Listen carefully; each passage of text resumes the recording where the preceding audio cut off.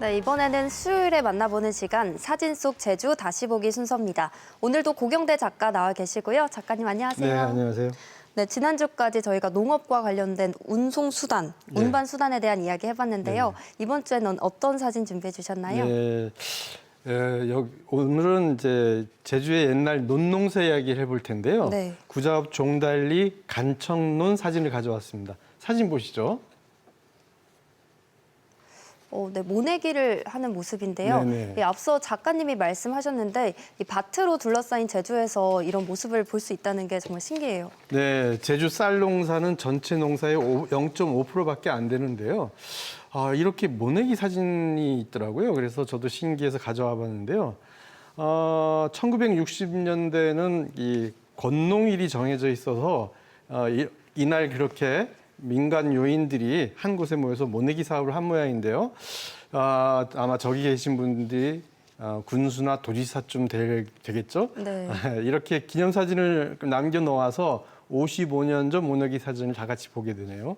이 사진을 제공해 주신 김희식 삼촌과 제주문화원에 감사드립니다. 벼농사는 보통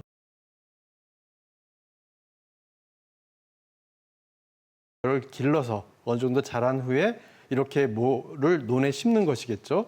그런데 제주에서는 모내기를 하지 않고 벽씨를 그대로 논에 뿌리는 직파법으로 농사를 지었다고 하는데요. 먼저 그 이야기를 시작해 볼까 하는데요. 이 직파법 이야기는 고강민 선생님의 제주도의 생산 기술과 민속 그 책에서 배우게 되는데요. 사진 보시죠. 네, 논을 가는 모습인데 방금 말씀해주신 이 직파법을 할 때도 농가리가 중요했나 봐요. 네, 사진 보시면 두 사진 다 땅에 물이 흥건하죠. 네. 한 분은 쇠스랑을 들고 또 한 분은 소를 몰면서 작업을 하시는데요. 이게 다 농가리를 하는 것이랍니다. 고강임 선생님 책에서는 직파법은 이렇게 벽시 파종 전에 농가리를 해줘야 한다고 했고요. 벼농사는 물 관리가 아주 중요하죠. 네, 특히 논농사에서는 물이 정말 중요하잖아요. 이 제주는 근데 화산섬이라 물 빠짐이 심하다고 하던데 네. 어떻게 논농사가 됐는지 궁금해요. 네, 이 사진 보시면 이제 광령리에서 직파하는 모습인데요. 사진 설명을 보니까 제주논은 마른 논과 흐랭이 논이 있다.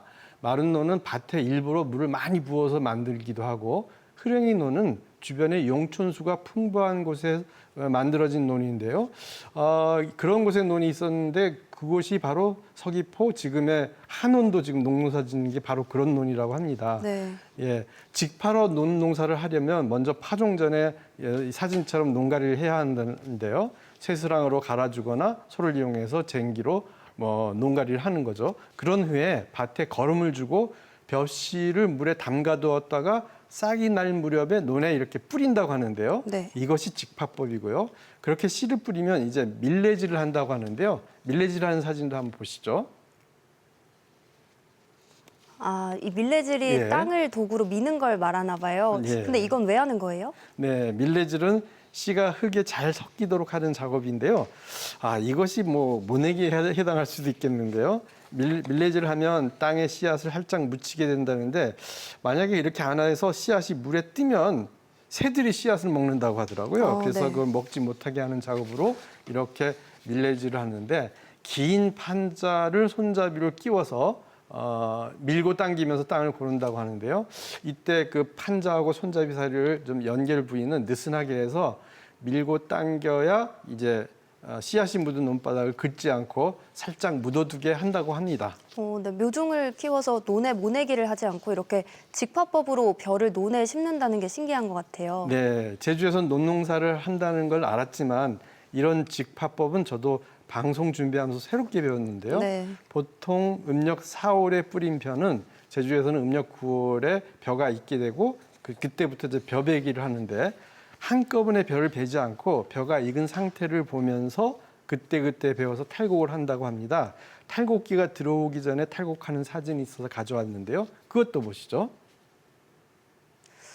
네, 왼쪽에 예. 이 탈곡하는 모습은 저도 사진이나 자료로 본 것 같은데 예. 오른쪽 도구는 뭔가요? 처음 봐요. 예, 저도 처음 이제 보게 됐는데요. 왼쪽 사진은 1970년대 광령리에서 탈곡하는 사진인데 이때 탈곡은 오른쪽 사진에 보시는 클이라는 저 도구로 별을 훑어내는 작업인데요. 네. 이 클은 1930년대에 들어온 도구라고 하고요.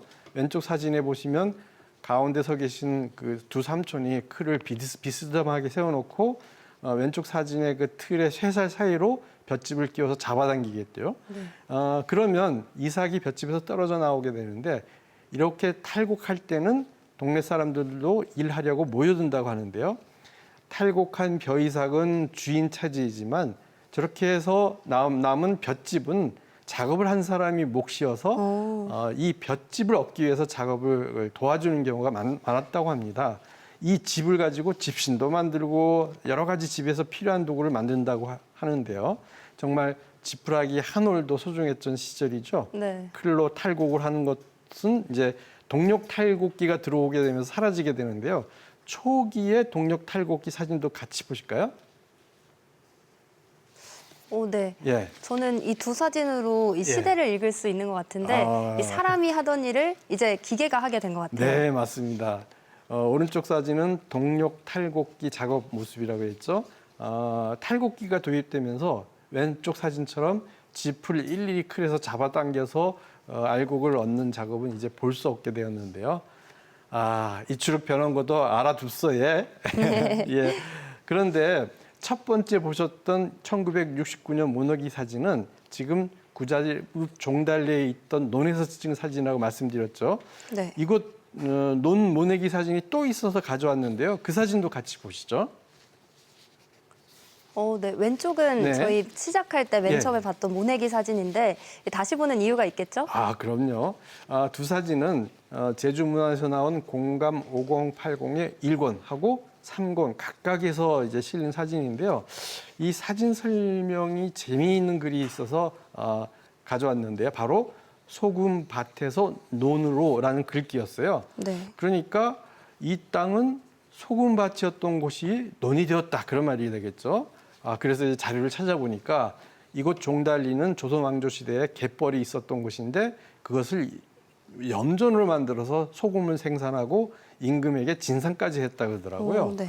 그래서 1900년대에는 종달리 마을 350호 가운데 160호가 소금 만들기에 조사했다 그러고요. 소금 생산 가마가 46개나 있을 정도로 큰 마을이었다고 합니다. 해방 후에는 육지에서 천일염이 싹이 들어오면서 염전이 안 됐다고 하고요. 마침 이때 식량 증진 정책으로 농사 지을 땅을 간척하는 그런 사업들이 진행되었는데요. 종달리에도 염전인 곳을 간척해서 논으로 만드는 사업을 이때 했다고 그러는데요. 한 10여 년의 공사 끝에 염분도 빼고 해서 논으로 만들어졌는데 그것을 기념해서 공덕비를 세웠는데요. 그 사진도 같이 보실까요?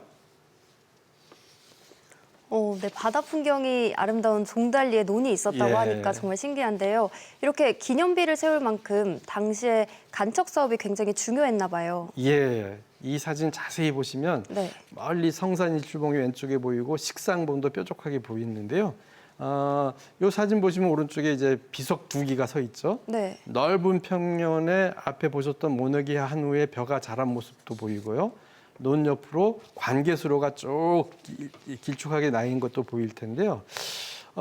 보시면 이 관척논이 정말 그 광활한데 이 공덕비는 당시 도지사와 북제주 군수의 공덕을 잊지 않겠다는 뜻으로 마을에서 세운 것인데요. 네. 정말 단을 높이 세워서 이 비석을 멀리서도 볼 수 있게 해놨네요. 혹시 이 공덕비가 지금도 있나요? 네, 그래서 지금 모습을 준비해 왔습니다. 함께 네. 보시죠.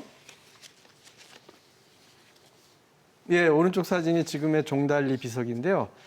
지금은 그 비석이 모두 5기가 있더라고요. 네. 그 이 중에 왼쪽에 있는 2기가 바로 왼쪽 사진의 공덕비였는데 왼쪽 사진에서는 주변 시설물이 없고 높이 세워서 공덕비가 눈에 띄었는데 지금 모습 보면 뭐 다른 그 비석도 같이 있고 옆에 또 시설물도 있고 해서 잘 눈에 안 띄는데요. 뭐 앞에 나무 벤치도 있어갖고 가리기도 하고요.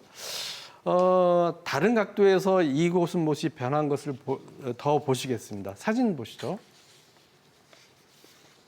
간척논이 지금도 있네요. 예. 저거는 논이 아니고 갈대숲인데요. 네. 이 논은 지금 없어지고 밭하고 네. 갈대숲이 돼 있는데요. 왼쪽 사진에 관계수로 보이시죠? 네. 네, 이것이 오른쪽 사진에도 그대로 남아 있더라고요.